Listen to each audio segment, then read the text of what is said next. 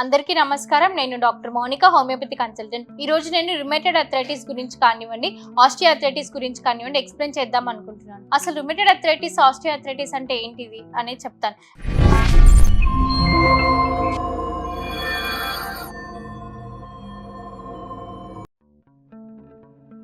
ఇవి యూజువల్గా joint pains కి సంబంధించిందండి. ఆర్థరైటిస్ అనేసి అని అంటాం కదా, సో దాన్ని మనం రుమేటెడ్ ఆర్థరైటిస్ అని, ఆస్టియో ఆర్థరైటిస్ అనేసి అని అంటామండి. సో ఇది మనకి ఏ విధంగా వస్తుంది ప్రాబ్లం అని అంటే కనుక మనకి ఇది ఒక ఆటో ఇమ్యూన్ డిజార్డర్ అండి. అంటే బేసికల్గా ఇది మన ఇమ్యూన్ సిస్టమ్ డిస్ఫంక్షన్ వల్ల వచ్చే అవకాశం అనేది కనిపిస్తూ ఉంటుంది.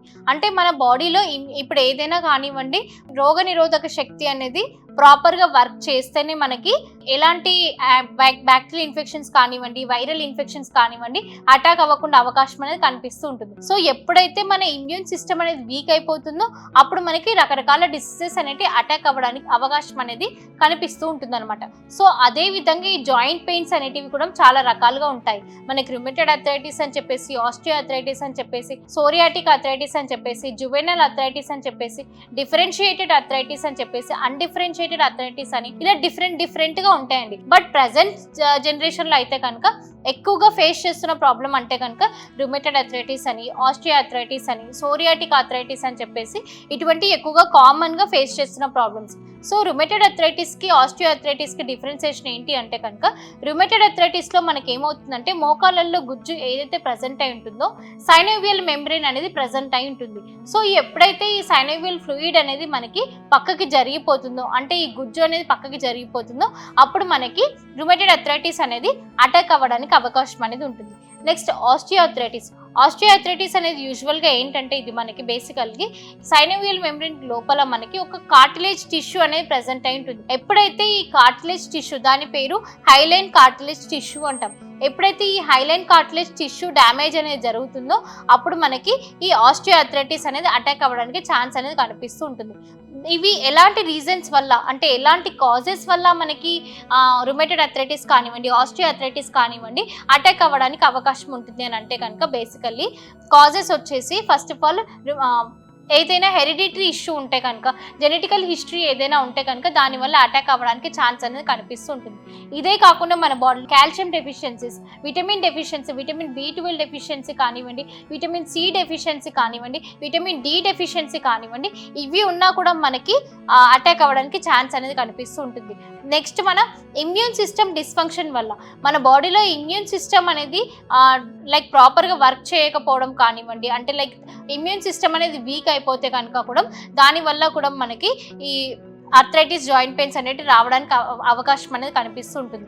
ఇదే కాకుండా సైకలాజికల్ డిజార్డర్స్ కూడా మనకి మేజర్గా అయితే కనుక ట్రిగరింగ్ ఫ్యాక్టర్స్ సైకలాజికల్ డిస్టర్బెన్సెస్ ఏవైనా ఉన్నా కూడా మనకి ఇవి జాయింట్ పెయిన్స్ అనేవి అటాక్ అవ్వడానికి ఛాన్స్ అనేది కనిపిస్తుంటుంది. మనకి ఎలాంటి సిమ్టమ్స్ కనిపిస్తాయి ఈ జాయింట్ పెయిన్స్లో అని అంటే కనుక బేసికల్గా మనకి సివియర్గా పెయిన్ అనేది ఉంటుందండి. నెక్స్ట్ వచ్చేసి మనకి స్వెల్లింగ్ అనేది కనిపిస్తూ ఉంటుంది, జాయింట్ స్టిఫ్నెస్ అనేది ఉంటుంది, మజిల్ స్టిఫ్నెస్ అనేది కనిపిస్తూ ఉంటుంది. ఇదే కాకుండా మనకి ఎక్కువగా బాడీ టెంపరేచర్ కూడా ఫీవరిష్గా అనిపించడం కానివ్వండి, పెయిన్స్ ఎక్కువగా ఉండడం వల్ల ఫీవర్ సింప్టమ్స్ కూడా కనిపిస్తాయి, చలి జ్వరం కూడా రావడానికి అవకాశం అనేది ఉంటుంది. నెక్స్ట్ వచ్చేసి మనకి నడుస్తున్నప్పుడు టియరింగ్ టైప్ ఆఫ్ సౌండ్స్ అనేవి కూడా వినిపిస్తూ ఉంటాయి. అండ్ మనకి కాల్షియం డెఫిషియన్సీ వల్ల కూడా మనకి నడుస్తున్నప్పుడు సౌండ్స్ అనేవి కూడా వినిపిస్తూ ఉంటాయి. సో ఇలాంటి సిమ్టమ్స్ అనేవి మనకి జాయింట్ పెయిన్స్లో అయితే కనుక కనిపిస్తుంటాయి.